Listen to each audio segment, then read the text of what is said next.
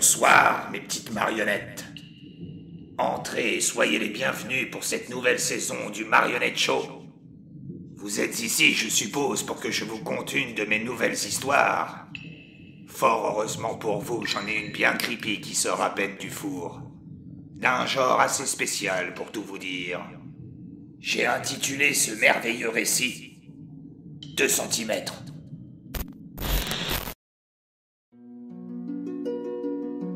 Blottie bien confortablement à l'intérieur de sa boîte d'allumettes, confinée de coton, la petite Cerisette dormait à poings fermés, jusqu'à ce que son jeune frère ne vienne la réveiller en sautant sur sa boîte. « Mais arrête, petit pois! Tu vas finir par piller mon lit, gros bêta !» s'écriait-elle furieuse. « Allez, debout, Cerisette! Tout le monde doit se réunir au repère des anciens !» Elle soupira un grand coup, puis elle se leva pour s'extirper de son lieu de sommeil, en escaladant notamment la tranche cartonnée de la boîte d'allumettes. Une fois à l'extérieur, tout en bâillant de fatigue, elle s'étira de tout son long, qui avoisinait presque maintenant les 2 centimètres. Maman Poussière et Papa Pois Chiche étaient déjà sortis pour rejoindre le reste de la tribu. Elle s'habilla donc en 4e vitesse et elle partit en faire de même, accompagnée de son jeune frère, Petit Pois. À leur arrivée, les anciens avaient déjà terminé leur cérémonie habituelle, et avaient commencé la distribution des présents. En effet, chaque jour, de la nourriture ou encore de minuscules objets était jeté de la main d'un dieu a priori invisible, et tout cela par le biais d'un trou inaccessible pour ces petits êtres, car celui-ci se trouvait dans les hauteurs de leur gigantesque caverne. À travers ce trou obscur, on pouvait également observer une chaude lumière forte et éblouissante qui venait les réchauffer et les éclairer pendant un temps voulu, car cette source lumineuse venait à s'éteindre quotidiennement pour se rallumer des heures plus tard, leur permettant ainsi, pendant son extinction, de trouver le sommeil. Au milieu de la foule, Cerisette et son frère avaient rejoint leurs parents, qui étaient accompagnés comme toujours de Papy Crotte de Nez et de Mamie Tête d'Épingle. Tous avaient visiblement déjà reçu leur garniture journalière, notamment composée de 2 grains de riz cuits et d'un énorme grain de maïs, leur permettant ainsi, avec le reste des autres aliments qu'ils avaient déjà emmagasinés en amont, de nourrir pour une semaine toute la petite famille. Avec toute cette nourriture, ils avaient également réussi à obtenir un bâton de coton-tige, qui, fut-il l'avouer, plut fortement à Cerisette. Elle le saisit des mains de son père avec une adresse imparable pour s'avancer franchement vers le centre de la place, où se trouvaient tous les résidents de la caverne. Elle enjamba le dessus d'un bouchon de bouteille, déposé spécialement pour les anciens, lorsque ceux-ci font leur discours. Connaissant le caractère bien trempé de la jeune femme, intriguée, la foule de badauds la regardait faire avec curiosité. « Écoutez-moi tous. N'en avez-vous pas assez de rester dans l'ignorance, de vivre comme des automates dans cette grotte des plus lugubres, sans même savoir ce qui se passe au-delà de ces galeries ?» Tout le monde se regardait les uns les autres. « Toi, grand-père, et toi, grand-mère, ainsi que toutes les personnes âgées, est-ce que vous vous souvenez au moins de comment vous avez atterri dans cet endroit ?»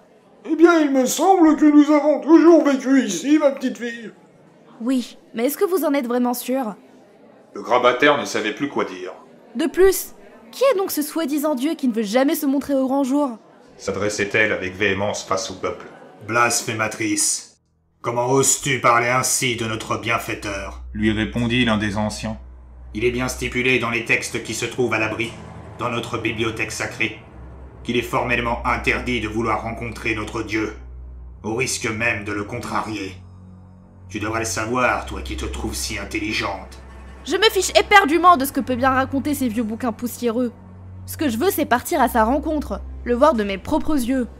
Quelques personnes parmi la foule commencèrent à approuver la requête de l'adolescente. « Alors sache que je serai à tes côtés. » s'exclama une voix à travers tout le brouhaha. Cerisette put alors s'apercevoir qu'il s'agissait de son fidèle compagnon, Pépin. Puis ce fut au tour de Petit Pois, qui se mit à vouloir l'accompagner, malgré l'inquiétude de ses parents.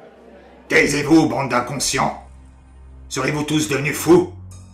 Rappelez-vous donc cet épisode terrible où plusieurs d'entre vous s'étaient plaints au sujet des quantités qu'il nous avait remises.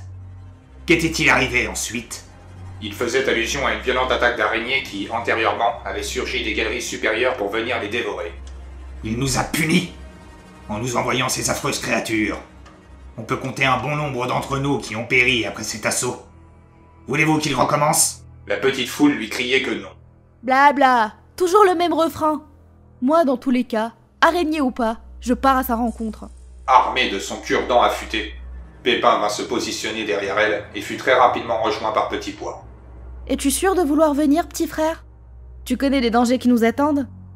Le garçon hocha la tête pour lui dire oui. Dans ce cas, mettons-nous en route avant que le soleil n'assombrisse toute la caverne. Attendez! Attendez! Je viens avec vous! Mais grand-père crotte de nez, tu es bien trop vieux pour nous suivre. Comment ça, trop vieux? Tu oublies, ma petite, que j'ai été autrefois champion de quoi déjà? Tiens, je ne m'en rappelle plus. Je l'ai dit, j'ai toujours voulu savoir à quoi pouvaient bien ressembler les hauteurs de notre caverne. D'accord, grand-père, mais j'espère que tu ne vas pas nous ralentir. Les anciens et le reste de la tribu les regardaient s'éloigner sans dire un mot. Seuls quelques amis et les membres de leur famille les encouragèrent en leur souhaitant bonne chance dans cette aventure. Sur la route, Cerisette, déterminée, marchait en tête de ligne, suivi de près par Pépin qui lui emboîtait le pas. Derrière eux, on pouvait retrouver le grand-père et le jeune petit pois qui traînassaient légèrement. Ils avaient déjà parcouru une assez bonne distance sur d'interminables galeries, et cela les avait déjà pour ainsi dire épuisés. Surtout grand-père Crotte-de-Nez, qui n'arrivait plus vraiment à suivre le reste du groupe. Ils arrivèrent au bout d'un certain moment au niveau d'un cours d'eau, qui vint à barrer leur passage, car s'ils voulaient atteindre l'autre côté de la rive, ils n'avaient pas d'autre choix que de la traverser. Cependant, aucun d'entre eux ne savait nager. C'est alors que Cerisette put apercevoir, flotter sur l'eau, une petite tranche de pain qui se dirigeait tout droit dans leur direction. Là-bas, regardez ce qui approche. Cela va nous servir de radeau. Laissez-moi faire, je sais comment gérer la situation. Cerisette, ton coton-tige, je te prie. Sans réfléchir, la jeune femme lui tendit de suite le bâton. Puis il s'avança jusqu'au bord de la berge, prêt, sous les regards inquiets de ses compagnons, à sauter sur la tranche flottante qui voguait à grande vitesse. Lorsqu'elle arriva à sa hauteur, il se jeta par-dessus le cours d'eau pour atterrir en plein milieu de celle-ci. L'épaisseur et le moelleux de la mie de pain étaient venus amortir sa chute. Il se releva aussitôt et commença à pagayer de toutes ses forces en utilisant comme rame le coton-tige, pour permettre aux autres de venir sauter à leur tour sur le radeau de fortune. Sous un effort considérable, il avait réussi à le stabiliser tant bien que mal, et Cerisette sauta dessus pour le rejoindre. Puis ce fut au tour de grand-père et de petit pois de devoir se lancer, car le pauvre Pépin venait d'épuiser toutes ses forces en ramant. Le jeune garçon prit alors son élan avant de se jeter vers les autres. Mais son saut fut trop court, et il fut rattrapé in extremis par sa sœur. Puis vint au grand-père de les imiter. Allez, grand-père, saute! Oui, j'arrive, les enfants! Le vieux fit quelques pas en arrière, se mit ensuite à courir quasiment au ralenti, lorsqu'au moment de bondir sur la tranche, celle-ci dériva de quelques centimètres, et le pauvre vieux loupa le morceau de pain pour venir plonger et disparaître entièrement dans ses profondeurs. Grand-père, non! S'écriait sa petite fille, prête à se jeter dans ses eaux glacées pour le repêcher. Arrête. Bon. On ne peut plus rien pour lui. L'arrêta Pépin en la retenant de justesse par le bras. Cet épisode dramatique était venu pour ainsi dire anéantir le moral de la petite troupe, surtout celui de Cerisette, qui, tout le monde le savait, aimait par-dessus tout son grand-père. Petit Pois fut lui aussi grandement touché par la perte de celui-ci. Emportés par le courant, ils chaviraient comme des âmes en peine sur leur bateau de fortune, quand Petit Pois se mit à crier qu'il désirait de l'aide. En effet, le garçon se trouvait avec la moitié du corps dans l'eau. Ses jambes avaient traversé la mie de pain qui avait commencé à s'imbiber de flotte, venant la ramollir sur son milieu. Catastrophée par la situation, sa sœur avait réussi à le mettre hors de danger, avant qu'il ne vienne à couler définitivement. Alors que Pépin, pendant ce temps-là, essayait tant bien que mal de diriger l'embarcation. La tranche longea un mur de roche, et il en profita dès lors pour enfoncer dans une des nombreuses crevasses le coton-tige de Cerisette. Cette manœuvre n'avait réussi qu'à faire plier le bâton, bien que le radeau eût quand même ralenti sa course. Pépin réitéra cette action en plantant cette fois-ci son cure-dent dans un autre trou, venant stopper la tranche. Le radeau à peu près stabilisé, ils purent après cela sauter tous ensemble sur un morceau de pierre qui leur était accessible, avant que le bout de pain ne disparaisse complètement dans les profondeurs. Trempés jusqu'aux os et à bout de force, ils tentaient de reprendre leur souffle et de récupérer de cette escapade qui au passage aurait pu leur être fatale. Quand tout à coup, ils purent entendre quelque chose de bestial qui se rapprochait d'eux. D'un bond, ils se relevèrent sur leurs deux jambes pour tomber nez à nez sur un petit lézard, mais qui ma foi se trouvait gigantesque comparé à leur taille minuscule. Pépin dégaina immédiatement son cure-dent, prêt à planter l'animal sur le champ, qui faisait frétiller sa langue nerveuse pour les gober. Lorsque plusieurs petits êtres de leur espèce, armés jusqu'aux dents, firent leur apparition autour de la créature. Un petit homme qui dépassait à peine le centimètre, mais qui semblait au vu de son autorité et de sa tenue vestimentaire être le chef de ce groupe, vint à jeter avec précision un bout de ficelle autour du cou de la bête, pour venir ensuite la neutraliser avec l'aide de ses hommes. Le danger pour ainsi dire écarté, les trois comparses se retrouvèrent très vite encerclés par ces individus. Mais qui êtes-vous, bande de sacs à puces? Et d'où sortez-vous? Questionna le chef. Eh bien, à vrai dire, tout comme vous, nous sommes aussi natifs de cette caverne. Nous avons traversé un tas de galeries pour atterrir jusqu'ici. Avant de reprendre la parole, le chef de la tribu fronça les sourcils. Ça alors? Nous avons toujours pensé être les seuls à vivre dans ces lieux. Pour tout vous avouer, nous aussi. Mais alors, que faites-vous donc sur nos terres, si ce n'est pour les piller? Pas du tout, cher voisin. Nous sommes en quête du chemin qui nous mènera jusqu'au dieu qui se trouve a priori au sommet de cette grotte. Pardonnez-moi, mais vous commettez une grave erreur en voulant le rencontrer. Nous avons déjà envoyé il y a un bon moment 3 de nos hommes, et ils n'en sont jamais revenus. Les 3 compagnons se jetèrent mutuellement des regards d'inquiétude. Mais si vous souhaitez tellement vous y rendre, alors acceptez ceci. Le petit homme leur remit une mini-sacoche en peau de lézard qui contenait des petites allumettes et un grattoir. Il y avait aussi à l'intérieur 2 cure-dents et un peu de nourriture. Prenez cela comme un gage de notre amitié. À présent partez, et que la chance soit avec vous. Pépin prit le sac en n'oubliant pas de le remercier respectueusement, ainsi que ses hommes. Cerisette et Petit Pois en firent de même. Puis ils s'en allèrent dans la direction qu'avaient emprunté les individus énoncés par le chef. Ils s'enfoncèrent à travers de longs corridors et de petits passages étroits, pour finalement arriver au pied d'une falaise.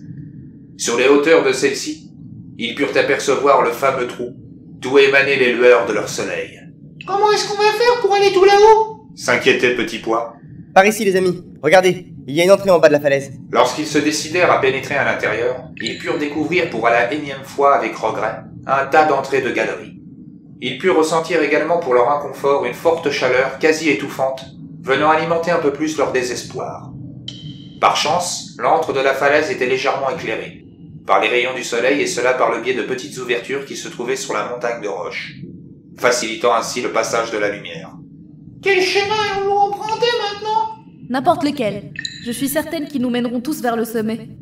Celle du milieu fera très bien l'affaire. Suivez-moi. Ils se précipitèrent vers ce passage qui semblait-il aller les emmener vers ce qui pourrait être le sommet de cet endroit. Ils continuèrent leur ascension sur des pentes presque verticales pendant un long moment, jusqu'à ce qu'ils viennent à s'arrêter brusquement, après avoir entendu un bruit sourd qui se rapprochait. Ce moment fut de courte durée car 2 énormes insectes, apparemment affamés et qui volaient à toute vitesse, s'étaient lancés à leur trousse. Ce sont des mouches.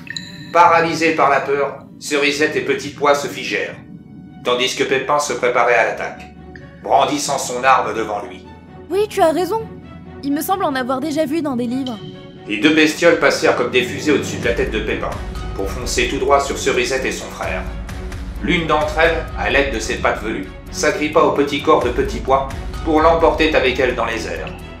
Voyant son jeune ami dans une très mauvaise posture, Pépin, qui se trouvait être un très bon lanceur de cure-dents, projeta avec une grande précision son arme sur la mouche qu'il avait enlevée, pour venir la blesser mortellement. Celle-ci s'écroula raide morte sur le sol, amortissant par chance la chute du petit garçon. Inquiet pour le sort de son congénère, le second insecte s'était posé à côté de son cadavre. Pépin profita alors de ce court moment pour lui bondir dessus, et la grosse bête plus que surprise décolla à nouveau avec cette fois-ci le petit homme sur le dos. Sans perdre un instant, il lui enfonça son bâton entre les 2 yeux, venant au passage l'éclabousser d'un liquide visqueux et jaunâtre. Cependant, ayant réussi à la tuer en plein vol, ils finirent tout bonnement par s'écraser à terre. Malheureusement, dans cette chute, par inadvertance, Pépin était venu s'empaler fatalement avec l'extrémité de son cure-dent, et avant de venir s'éteindre définitivement, il avait émis un dernier râle d'agonie. Brisés par ce terrible coup du sort, les 2 petits êtres humains se précipitèrent vers lui pour venir s'écrouler de tristesse sur sa dépouille. Ils y restèrent un certain moment, car mis à part le fait qu'ils ne voulaient pas abandonner le corps de leur ami derrière eux, il y avait aussi cette chaleur insoutenable, s'apparentant à une véritable fournaise, qui venait à s'échapper des hauteurs de la caverne, alors qu'ils s'en rapprochaient. De ce fait, pour qu'ils puissent continuer leur avancée, ils durent attendre que le soleil s'éteigne. Petit Pois se réfugia alors dans les bras de sa sœur, et ils patientèrent auprès de leur ami décédé. Plus tard, lorsque l'obscurité avait repris ses droits pour un temps seulement, les 2 petits êtres s'étaient relevés pour reprendre leur chemin. Cerisette récupéra le sac de matériel pour y sortir les petites allumettes et le grattoir. Elle en fit craquer une, facilitant ainsi leur avancée. Ils évoluaient à tâtons vers leur but, mais grandement épuisés par toutes ces mésaventures, ils s'obligèrent de nouveau à s'arrêter pour se reposer. Puis après un petit sommeil bien mérité, alors qu'ils avaient paniqué à l'idée que le soleil ne vienne les enflammer, ils avaient repris leur quête en toute hâte. jusqu'à ce qu'ils viennent à trouver sur leur passage 3 petits squelettes carbonisés. Immédiatement, ils se remémorèrent les paroles du chef qu'ils avaient rencontré en amont, lorsque celui-ci leur avait parlé de ces 3 hommes, qui n'étaient jamais revenus de leur mission explorative. On dirait des brindilles calcinées. Oui, apparemment ils sont fait surprendre par le lever du soleil. Et si nous ne voulons pas finir comme eux, il faut nous dépêcher. Petit Pois acquiesça. Cerisette utilisa une deuxième allumette et ils poursuivirent cette fois-ci leur route sans s'arrêter. Après une lutte interminable, et après être passés par toutes ces péripéties, ils avaient enfin réussi à atteindre le fameux trou béant. Sans trop de difficultés, ils grimpèrent sur le rebord de ce dernier, pour se retrouver pour la toute première fois en dehors de leur caverne.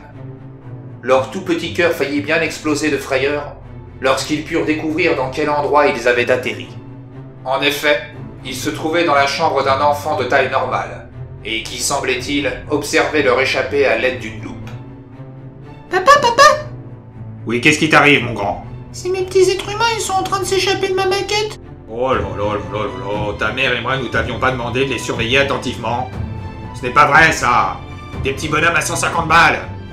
Bon, ouvre la fenêtre de ta chambre. On va faire passer le tuyau d'arrosage qui est dans le jardin. Mais pourquoi faire, papa? Pourquoi faire? Pour les noyer, tiens pardi. Une fois au courant qu'ils sont prisonniers à leur insu, ils ne cherchent qu'une seule chose, c'est de s'évader. Bon, ne touche plus à rien, je vais allumer le robinet. Je vais d'ailleurs tuer ces deux-là tout de suite. L'homme attrapa dans ses grosses mains Cerisette et Petit Pois. Tiens, regarde comment on fait si un jour tu en vois un qui veut s'échapper. Tu prends leur petite tête minuscule entre ton pouce et ton index, et tu presses fortement. Tu vois comme ça éclate rapidement? De cette façon, ils ne souffrent pas. C'est toujours mieux que de les jeter vivants dans une poubelle, comme la plupart des gens. Le père partit s'occuper de la question du robinet, puis revint avec le tuyau d'arrosage pour inonder la maquette de son fils. Non, papa, regarde ce que t'as fait. Ils sont tous morts maintenant à cause de toi. En plus, ça faisait super longtemps que je les avais. Du calme, mon grand. Viens plutôt par ici. Tu sais ce qu'on va faire? Tu vas me ranger tout ce chantier et aller t'habiller. Je vais prévenir ta mère et on va se rendre tous les 3 à la boutique des petits humains. Comme ça, tu vas pouvoir t'en choisir d'autres. T'es moins intelligent cette fois-ci. Ça te permettra ainsi de les contrôler plus longtemps. C'est vrai? Oh, merci, je suis trop content. C'est toi le meilleur papa du monde.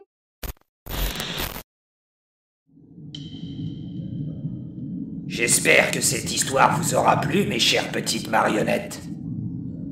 Cependant, lorsque le moment viendra, prenez donc le temps d'observer ces magnifiques perruches et autres petits rongeurs enfermés injustement dans des cages. Ne seraient-ils pas eux aussi à s'y méprendre? Prisonniers de nous.